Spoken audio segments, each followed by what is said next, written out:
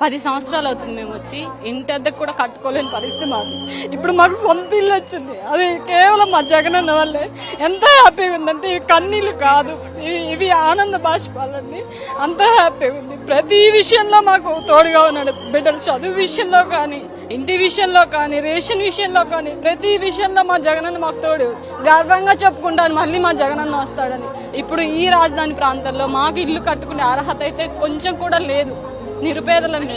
అలాంటిది ఇక్కడ మాకు ఇల్లు వచ్చిందంటే 10 లక్షలు 10 కోట్లు పెట్టినా కూడా మేము కట్టుకోలేము. అలాంటి పరిస్థితి మాది. అలాంటి పరిస్థితిలో మాకు ఇల్లు ఇచ్చాడంటే కేవలం మా జగనన్న వల్లేనండి. ఆ హ్యాపీనెస్ మేము బతుకున్నంత వరకు మా జగనన్న మర్చిపోము.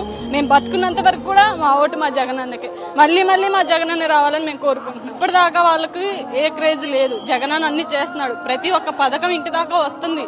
వాలంటీర్ ద్వారా మొత్తం పింఛన్తో సహా, బియ్యంతో సహా అన్ని వస్తున్నాయి.